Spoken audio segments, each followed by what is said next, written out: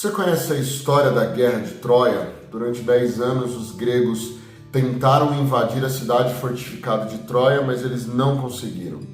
As muralhas eram intransponíveis. Então, o general Ulisses teve uma ideia genial e perigosa. Eles fingiram desistir da guerra e deixaram na praia um enorme cavalo de madeira como um suposto presente aos deuses. Os troianos, felizes com a vitória, abriram os portões e trouxeram o cavalo para dentro da cidade. Eles achavam que aquilo era um troféu. Mal sabia eles que dentro da barriga do cavalo estavam os soldados inimigos esperando a noite cair para destruir a cidade por dentro. A história da teologia cristã é assustadoramente parecida. Nos primeiros séculos, o cristianismo estava tentando conquistar o mundo intelectual grego, mas havia uma barreira. Os gregos achavam a Bíblia um livro bárbaro e simplório. Eles amavam a sofisticação de Platão. Então, os teólogos cristãos, homens como Justino Mártir, Clemente, Orígenes, decidiram aceitar um presente. Eles disseram: nós vamos usar a filosofia grega para explicar a Bíblia. Vamos usar as categorias de Platão para dar prestígio aos evangelhos. Parecia uma ideia muito brilhante, parecia um troféu. Mas eles trouxeram um cavalo de Troia filosófico para dentro da igreja. O que vinha escondido na barriga desse cavalo eram conceitos que não existiam na Bíblia hebraica. Conceitos como o dualismo, a ideia de que o corpo é ruim e a alma é boa. Conceitos como o da alma imortal, a ideia de que nós somos eternos por natureza. Conceitos como o inferno eterno, porque se a alma não morre, o fogo não pode apagar também. Então nós, cristãos, nunca mais fomos os mesmos depois desse dia. A Bíblia continuou a ser o livro sagrado na estante, mas a nossa mente passou a funcionar como a de um grego. E sem perceber, nós começamos a ler Moisés, Isaías e Paulo, mas a interpretá-los com o dicionário de Sócrates. Quando os soldados gregos saíram de dentro do cavalo de Troia, eles tinham uma missão: abrir os portões para o exército que estava lá fora entrar e destruir a cidade. Na história da teologia, o soldado que saiu de dentro da filosofia grega tem um nome muito claro, se chama dualismo. Para um filósofo grego como Platão, a realidade era dividida em 2 andares. O andar de cima, o mundo das ideias, dos espíritos, era um mundo perfeito, eterno. E o andar de baixo, o mundo da matéria, do corpo, da carne, era sujo, temporário e mau. Platão ensinava que o ser humano é uma alma eterna que caiu do céu e ficou presa dentro de um corpo mortal. Para eles, o corpo é uma gaiola, é um caixão. A salvação, para o grego, era escapar do corpo.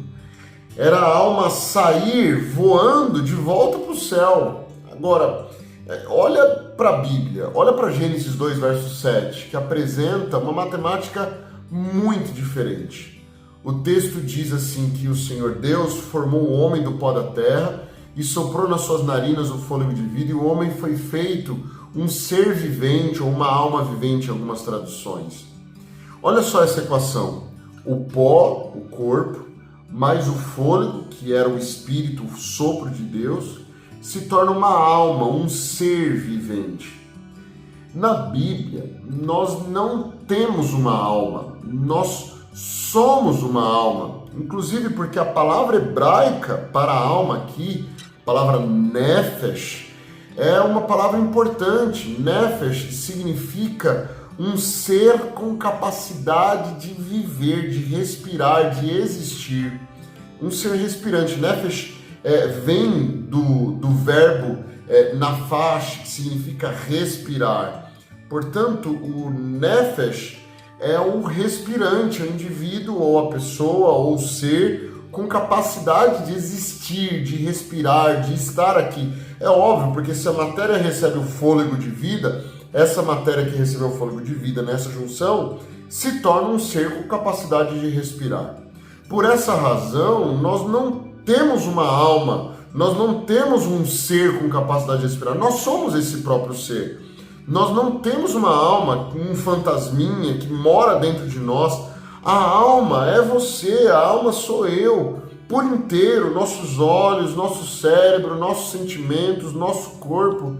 Para a Bíblia, o corpo não é uma prisão, o corpo é muito bom, foi criado por Deus. Mas quando o cavalo de Troia entrou na igreja, os teólogos cristãos começaram a ter vergonha dessa visão materialista da Bíblia. Eles queriam ser sofisticados como os gregos, então eles começaram a pregar o dualismo. O corpo é mau, a alma é boa. Quando você morre, o corpo vai para o pó, mas a sua parte real, a alma imortal, continua viva. Amigos, isso até pode parecer inofensivo, mas é devastador. Porque se eu já tenho uma alma imortal que vai para o céu no momento da morte, para que serve a ressurreição? Para que serve a volta de Jesus?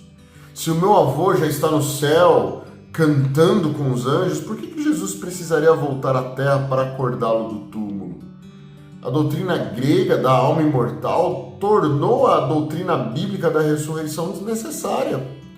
Nós trocamos a esperança do domingo de Páscoa, do túmulo vazio, pela esperança de Platão, da alma liberta. Se a alma é imortal por natureza, o que acontece com a alma de quem não é salvo? Se ela não pode morrer, ela tem que ser torturada para sempre. Agora, eu quero que você preste muita atenção, porque nós vamos tocar numa ferida muito aberta no cristianismo. Muitas pessoas olham para o cristianismo e perguntam: como é que um Deus que é amor pode criar um lugar para torturar as pessoas por toda a eternidade sem chance de perdão? Muitos ateus se tornaram ateus por causa disso. Eles dizem: eu sou mais bondoso que esse Deus. Eu não torturaria meu pior inimigo por 1 milhão de anos. E honestamente, eu confesso que eles têm um ponto. Mas a pergunta que ninguém faz é por que a teologia cristã inventou o inferno eterno? E a resposta vai te surpreender. Não foi por crueldade, foi por necessidade lógica. O cavalo de Troia trouxe a ideia de que a alma é imortal. Para os gregos, a alma é indestrutível, nada pode aniquilá-la, nem mesmo o próprio Deus. Então os teólogos da Idade Média viram-se presos num problema matemático. Se um pecador morre e rejeita a Deus, o que é que Deus faz com ele? A Bíblia diz que o salário do pecado é a morte, é o fim da existência. Mas se a alma é imortal, como diz Platão, ela não pode morrer. Então Deus ficou impedido de dar o salário da morte, entende? Deus não podia dar o salário da morte. Então, se a alma não desaparece, ela tem que ficar em algum lugar consciente para sempre. E foi assim que nasceu a doutrina do tormento eterno.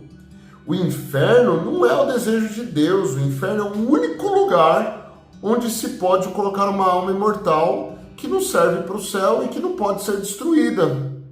Mas e se tirarmos Platão da equação? Se voltarmos a um sola escritura real, radical? Se a alma não é imortal por natureza? E se a alma é apenas a união do corpo com o fôlego de Deus? Então Deus tem uma opção muito mais misericordiosa. O profeta Malaquias diz que no fim os ímpios se farão cinzas debaixo da planta dos nossos pés. O Salmo 37 diz que eles desaparecerão como a fumaça. Jesus disse em Mateus 10, verso 28, temei aquele que pode fazer perecer ou destruir no inferno tanto a alma quanto o corpo. Ou seja, ele pode fazer aniquilação com a alma. A teologia adventista apresenta um Deus justo. Sim, ele pune o mal, o fogo existe, mas o fogo de Deus é um fogo que consome, tal qual aconteceu com Sodoma e Gomorra, como diz o apóstolo Pedro. E não essa ideia de um fogo que preserva. Deus vai limpar o universo do pecado, ele não vai criar um museu do horror eterno num canto do universo. Vocês percebem como o cavalo de Troia manchou o caráter de Deus? Por causa de uma filosofia grega, nós transformamos um pai celeste num torturador cósmico. Quando nós removemos o cavalo de Troia de dentro da igreja, a beleza do Evangelho brilha novamente. A morte volta a ser uma morte e não uma viagem astral. A ressurreição volta a ser a nossa única esperança gloriosa. Deus volta a ser justo, Ele elimina o mal, Ele não perpetua o mal. E muitas pessoas dizem que o adventismo é diferente nesse ponto, que talvez até nos acusam de seita. E nós somos diferentes, mas eu tenho certeza que nós não somos uma seita. Porque nós não inventamos uma Bíblia nova, nós apenas estamos tentando lê-la conforme ela é. Ela apenas definindo as nossas compreensões macrohermenêuticas, ela definindo para a gente o significado de Deus, de mundo e de ser humano. Será que Deus é uma estátua ou é um pai? Será que o ser humano é esse ser dualista? Será que nós podemos crer num Deus que ama de fato e que se relaciona de forma real com seus filhos e que quando faz juízo, é juízo real? Eu gostaria de continuar essa conversa com você no próximo vídeo. Mas até lá eu queria te convidar a se inscrever no canal e viver a Reforma Protestante junto conosco. Eu sou Ricardo Nogaroto. Um abraço para você.